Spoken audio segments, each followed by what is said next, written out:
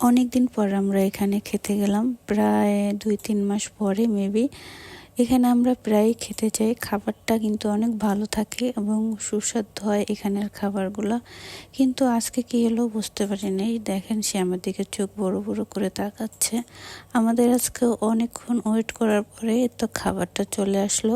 খাবারটা দেখতে কিন্তু অনেক লোভনীয় ছিল দেখতে, কিন্তু বাট খেতে কিন্তু এতটা মানে খারাপ ছিল। আর হচ্ছে খাবারটা হচ্ছে পোড়া লেগে গেছে, বুঝছেন, একদম পোড়া পোড়া গন্ধ বের হচ্ছে। খেতে একটু ভালো লাগে না। আমি কোনো রকম হচ্ছে খেয়ে বাকিটা হচ্ছে দিয়ে দিছি ওকে, ও খেয়ে নিয়েছে। আমার একদমই ভালো লাগে না এই নুডলসটা, খুবই কষ্ট পেয়েছি, কিন্তু কিছু করার নাই, বলেন কি করব আর। কেমন লাগছে?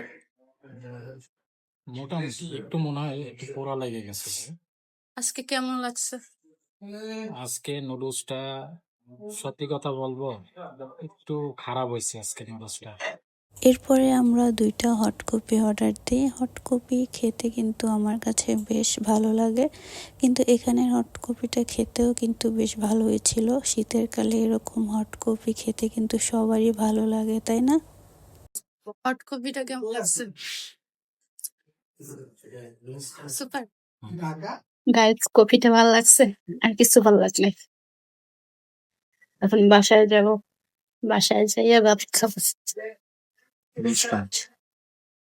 আমরা যখন বেরোয় আসলাম তখন দেখলাম যে রাস্তায় ভাপা পিঠা তৈরি করতেছে, তো চিন্তা না করে ভাপা পিঠা খেতে চলে গেলাম। সত্যি কথা বলতে কি জানেন, এখানে ভাপা পিঠাটা তেমন একটা ভালো লাগে নাই, কারণ অনেক বালি বালি লেগেছে। এমনি কিন্তু ভাপা পিঠা খেতে আমার অনেক বেশ ভালোই লাগে। এরপরে আমরা বাসার দিকে রওনা দিলাম। আমার পাশে যে বসে আছে সে কিন্তু শীতে কাঁপতেছে, দেখছেন। সবাই ভালো থাকবেন।